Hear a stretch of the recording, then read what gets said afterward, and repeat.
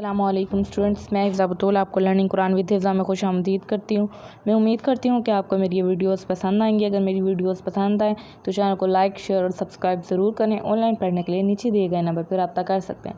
ہماری جو پہلی ویڈیو تھی وہ تھی شرک کے بارے میں۔ اب ہے شرک کی اقسام۔ شرک کی کتنی اقسام ہیں؟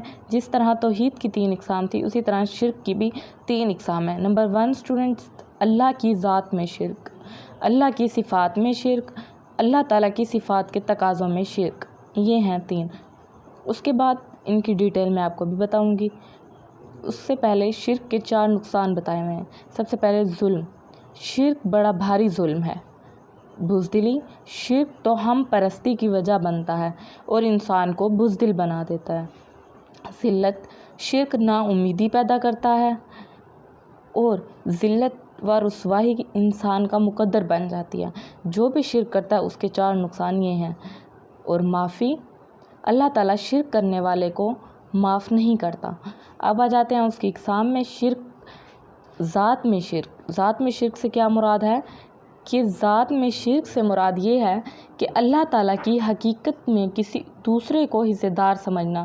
اس کی ایک صورت یہ بھی ہے کہ کسی دوسرے کو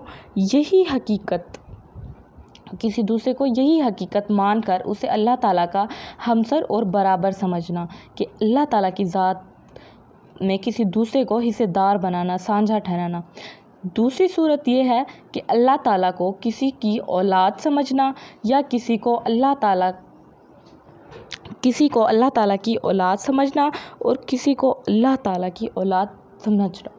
جس طرح 2 خداؤں کو ماننا شرک ہے، اسی طرح اللہ تعالیٰ کا بیٹا یا بیٹی سمجھنا بھی شرک ہے۔ شرک سب سے بھاری گناہ ہے۔ جس طرح یہ آیت بتائی گئی ہے، لم یلد ولم یولد ولم یکن لہ کفوا احد۔ یہ سورۃ الاخلاص کی ایک آیت ہے۔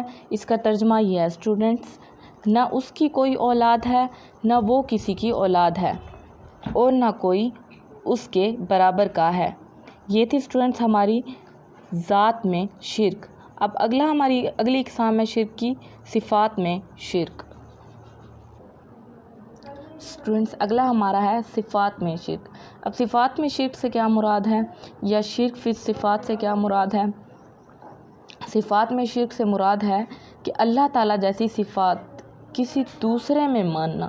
جو صفات اللہ تعالیٰ میں پائی جاتی ہیں اسے کسی دوسرے میں ماننا، جیسے کہ علم، قدرت یا ارادہ کسی دوسرے میں ویسا ہی تسلیم کرنا، کسی دوسرے کو ازلی و ابدی سمجھنا، یا کسی دوسرے کو قادر و مطلق سمجھنا، یہ ہے صفات میں شرک۔ اب اللہ تعالیٰ کا ارشاد کیا ہے، لیسا کمثلہ شیء۔ اب اس کا ترجمہ کیا ہے، کوئی چیز اس کی مثل نہیں۔ بے شک اللہ تعالیٰ کی ذات ایک ہے، وہ ازل سے ہے اور ابد تک رہے گی۔ اب اس میں کسی دوسرے کو حصے دار، سانجھا پن ٹھہرانا، وہ صفات میں شرک کہلاتا ہے۔ اب صفات کے تقاضوں میں شرک، یہ تیسری اقسام ہے توحید میں شرک کی، کہ صفات کے تقاضوں میں شرک سے کیا مراد ہے، اللہ تعالیٰ عظیم صفات کا مالک ہے۔ ان صفات کی عظمت کا تقاضا یہ ہے کہ کسی دوسرے کی عبادت و بندگی کی جائے اور اسی کے سامنے پیشانی جھکائی جائے، یہ ہے صفات کے تقاضوں میں شرک۔ حقیقی اطاعت اللہ تعالیٰ ہی کا حق ہے۔ حقیقی اطاعت یعنی کہ دل سے اطاعت کرنا، دل سے ایک ماننا، کسی دوسرے کو شریک نہ کرنا، وہ صرف اللہ تعالیٰ کی ذات کا حق ہے۔ اللہ تعالیٰ کی ان عظیم صفات میں کسی دوسرے کو شریک نہ ٹھہرایا جائے۔ اگر کوئی شخص ایسی ہی اطاعت اور محبت غیر اللہ سے بھی کرتا ہے تو یہ شرک اللہ تعالیٰ کی صفات کے تقاضوں میں شرک کہلاتا ہے۔ جیسے اللہ تعبدوا الا ایہ۔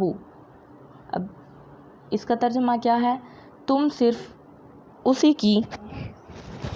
صرف اسی کی عبادت کرو، تم صرف اسی کی عبادت کیا کرو۔ ان الحکم الا اللہ۔ حکم صرف اللہ کے لیے ہے، حکم صرف اللہ کے لیے ہے۔ ٹھیک ہے اسٹوڈنٹس، یہ تھی ہماری شرک اور اس کی 3 اقسام۔ میں امید کرتی ہوں کہ آپ کو میری یہ ویڈیوز پسند آئیں گی۔ اگر آپ کو میری یہ ویڈیوز پسند آئیں تو چینل کو لائک، شیئر اور سبسکرائب ضرور کریں۔ تب تک کے لیے خدا حافظ۔